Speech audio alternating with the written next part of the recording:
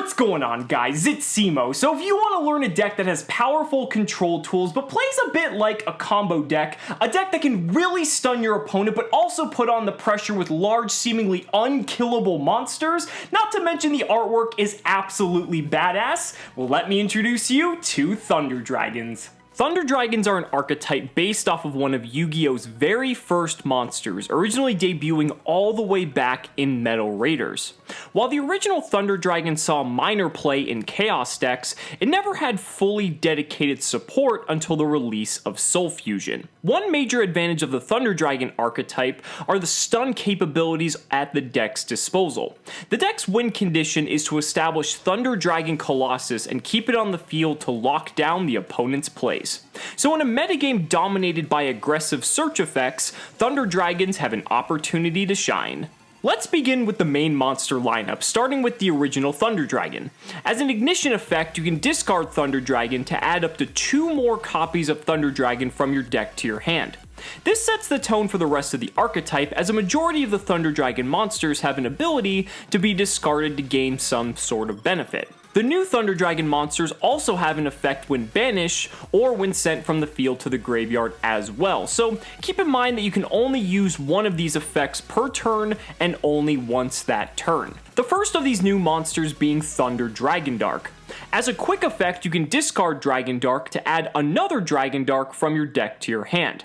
This may seem rather redundant, but these discard effects become very relevant later on when we discuss the fusion monsters. Dragon Dark has another effect where if it's banished or sent from the field to the graveyard, you can add one Thunder Dragon card from your deck to your hand, except itself. This is essentially the deck's searcher and is a vital part of the deck's consistency. Next up is Thunder Dragonhawk.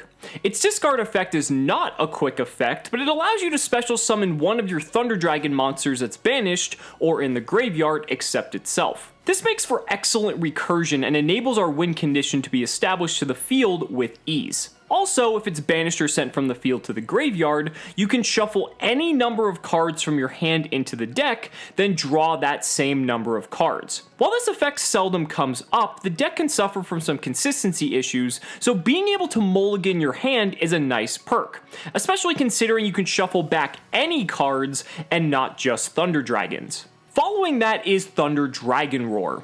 Its discard effect is also not a quick effect, but allows you to add a Thunder Dragon card that is banished or in your graveyard to your hand except itself. Another level of recursion is good, but usually reviving monsters with Dragonhawk is more effective. However, re-enabling discard effects of specific Thunder Dragons can also be quite powerful. Also, if it's banished or sent from the field to the graveyard, you can special summon one Thunder Dragon monster from your deck, but return it to the hand during the end phase. This effect is quite flexible because it allows you to maintain board presence, but also tutor for specific Thunder Dragon monsters you may want in your hand for later turns. Next, we're going to cover the deck's only in-archetype normal summon, Thunder Dragon Matrix. Its discard effect is a quick effect and boosts a targeted Thunder Dragon monster's attack we control by a permanent 500.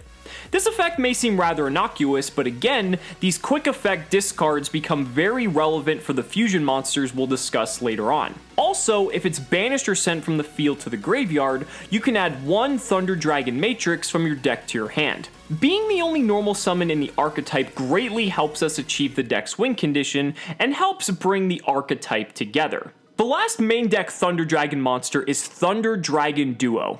Different from the other Thunder Dragons, you summon Thunder Duo as you would like BLS, by banishing one light and one dark monster from your graveyard. Its first effect is that once per turn it gains 300 attack until the end of the turn when a monster effect is activated in the hand. Second, when it destroys an opponent's monster by battle, you can banish one card from your graveyard to add one Thunder monster from your deck to your hand. And finally, once per turn during the opponent's end phase, you can target one of your banished cards and place it either on the top or bottom of the deck. Sometimes played as a one-of in the deck, Thunder Dragon Duo is strong, but can be rather inconsistent and doesn't really help facilitate the deck's win condition.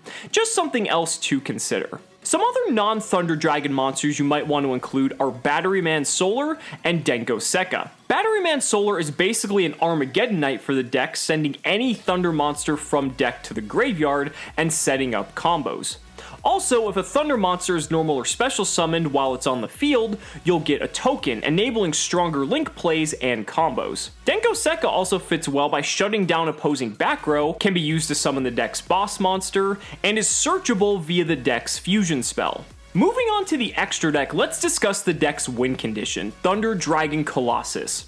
While it is a fusion monster, Colossus can be special summoned directly from the extra deck by tributing one Thunder effect non-fusion monster during the turn a Thunder monster's effect was activated in the hand. Since almost every monster in the archetype has an effect that activates in the hand, this makes summoning Colossus incredibly easy. Furthermore, while Colossus is face up on the field, your opponent cannot add cards from their main deck to their hand except by drawing them. This essentially makes Colossus a one-sided 2600 attack version of Thunder King Ryo. And if that weren't enough, if Colossus would be destroyed by battle or card effect, you can banish one Thunder monster from your graveyard instead. So not only does Colossus have built-in protection making it incredibly annoying to deal with, but you'll also be triggering the effects of your Thunder Dragons and generating more advantage. Thunder Dragon Colossus is the reason why you play Thunder Dragons. In addition to that, there's also Thunder Dragon Titan. Boasting a massive 3200 attack and defense, just like Colossus, Titan has an alternative summoning condition where you can special summon it directly from the extra deck by banishing one Thunder monster from your hand and one Thunder fusion monster you control. When a Thunder monster's effect is activated in the hand, even during the damage step, as a quick effect, you can destroy one card on the field. Remember all those quick effect discard effects on the other Thunder Dragon monsters? Those effects in tandem with Titan are how you disrupt your opponent during their turn. What's crazy about this effect is that it's not once per turn and it doesn't target, which puts a lot of pressure on your opponent. And if that weren't enough, just like Colossus, it has a built-in protection effect if it would be destroyed by card effect, but you can banish any two cards from your graveyard to protect it. They don't have to be Thunder Dragons or even Thunder monsters. While Colossus is primarily how we win most of our games, Titan is incredibly powerful and usually helps seal up a lot of wins. One other noteworthy extra deck monster for this archetype is Summer Summoner. Being a Link 2 that requires two Thunder monsters, once per turn during your opponent's turn, as a quick effect you can discard one card, then target one Thunder monster in your graveyard except a Link monster, and special summon it to a zone this card points to. While this can't be used to special summon the fusion monsters, it allows you to extend plays and resurrect other Thunder Dragons to be used as fodder to summon Colossus from the extra deck. Moving on to the spells, the only in-archetype spell is Thunder Dragon Fusion. Different from traditional fusion spells, Thunder Dragon Fusion requires you to shuffle fusion materials from among cards on the field, in the graveyard, or banished face up back into the deck. Also, you can banish Thunder Dragon Fusion from your graveyard to add one Thunder monster from your deck to your hand, except during the turn it was sent to the graveyard. Notice how it specifies any Thunder monster and not just Thunder Dragons, meaning you can search cards like Batteryman Solar and Denko Sekka if needed. While it isn't a Thunder Dragon spell, Gold Sarcophagus might as well be, because it triggers the banishing effect of any Thunder Dragon instantaneously. With so much flexibility and the fact that Gold Sarcophagus isn't once per turn, this card should be a staple at 3. Another spell to consider is Instant Fusion in tandem with Kaminari Attack. This inadvertent yet thematic piece of support makes summoning Thunder Dragon Titan much easier by satisfying the requirement for a Thunder Dragon Fusion monster with a single card. Worst case scenario, it's free Link fodder. Finally, wrapping up the archetype are two trap cards that are seldom if ever used. Thunder Dragon Discharge prevents the activation of Thunder monsters' effects from being negated, which is nice, and in addition to that, once per turn, if you normal or special summon a Thunder Dragon monster, you can target one or spell or trap on the field, banish a Thunder monster from your deck, and if you do, destroy it. It's very unlikely that you will be special summoning Thunder Dragon monsters during your opponent's turn, which is where this card really shines. And considering this card requires a turn to set up, it's not really worth the payoff. Lastly, there's Thunder Dragons 100 Thunders, which special summons a thunder monster from the graveyard, as well as being able to special summon every other monster with the same name as that monster from the graveyard in addition to that, but they are banished when they leave the field. You're also locked out of special summoning monsters except thunder monsters while that monster is on the field. With Fusion shuffling monsters back into the deck and the Thunder Dragons getting banished to protect Colossus or Titan,